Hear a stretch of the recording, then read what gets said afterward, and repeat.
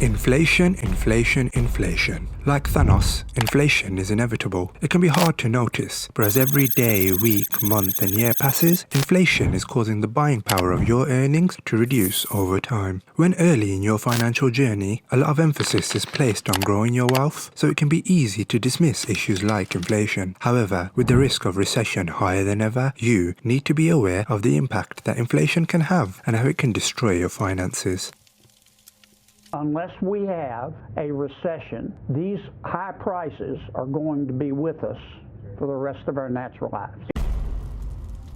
Hello, my name is Azim, and in today's video, we are going to talk about inflation and some of the steps you must take to reduce the impact it has on your finances. So what is inflation? Inflation is the increase in price you pay for goods and services over time, leading to a reduction in purchasing power. In the short term, it can be challenging to see the impact inflation has beyond fuel getting slightly more expensive or the cost of groceries going up. But in the long term, it can significantly affect your ability to save as well as when you can retire. So now that we know what inflation is, how do we measure it? Well, in the UK, there are two main methods to measure inflation. First, you have the Consumer Price Index, or the CPI, and then you have the Retail Price Index, also known as RPI. Both indexes take a general basket of goods that everyone needs, including things such as clothes, fuel, and food, and compare the prices from the previous year and work out the percentage increase. The difference between the two indexes is CPI leaves out the cost of running a home out of the basket. This means things such as council tax, rent, and mortgage payments aren't included. RPI does consider these factors, which is why the RPI rate is almost always usually higher. In the UK, the CPI rate is currently 6.3% and the RPI is 8.9%. Let me be clear. There is absolutely no room for complacency. Inflation is still too high.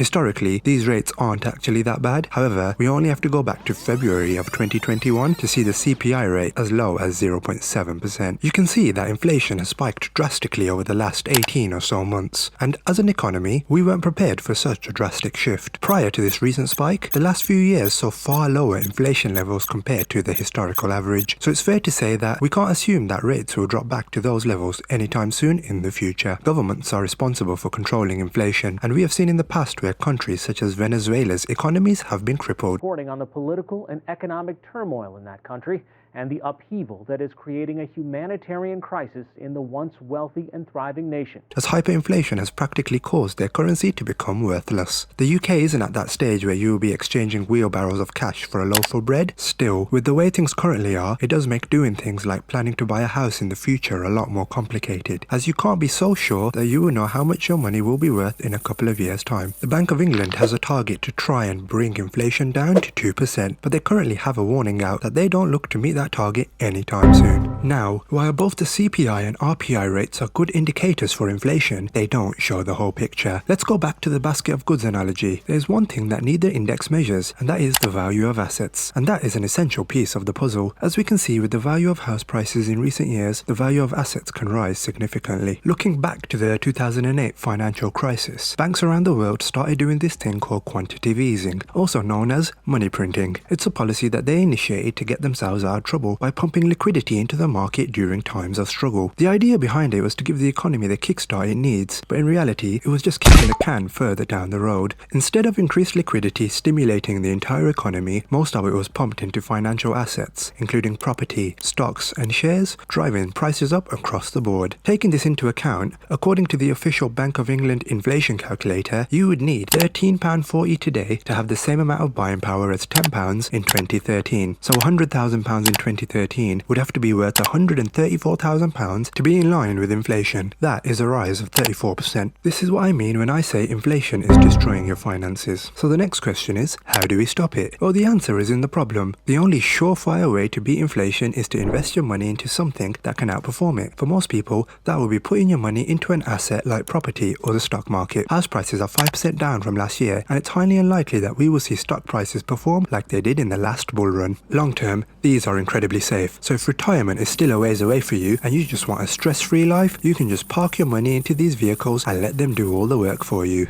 You do have the option of putting your money into fixed high interest rate savings accounts instead. Warren Buffett was once quoted saying, "The more you learn, the more you earn." That's why I strongly believe in professional and personal development. If you're able to invest in yourself and really become an expert in a subject matter such as software development or project management, you can set yourself up with a higher income that can offset any reduction in buying power. Alternatively, you can start your own business, which is a higher risk, but the payoff can be far greater. You have to be proactive and put the work in, but if you want to grow your overall wealth and minimize the impact of inflation, then that is your best bet. So there you have it. Everyone's circumstance is different. You might be a student with very little capital, in which case it is unfortunate, but you will be one of the people hit the most by inflation. Now is the time to take action. Now is the time to ensure that your finances are protected. And now is the time to make sure that the value of your hard-earned money doesn't get whittled down to nothing. I hope you guys have found this video informative. Thank you very much for watching. And if you've enjoyed the video, do leave a like and hit subscribe. I am a tiny channel, so right now every little helps, and I will catch you next time.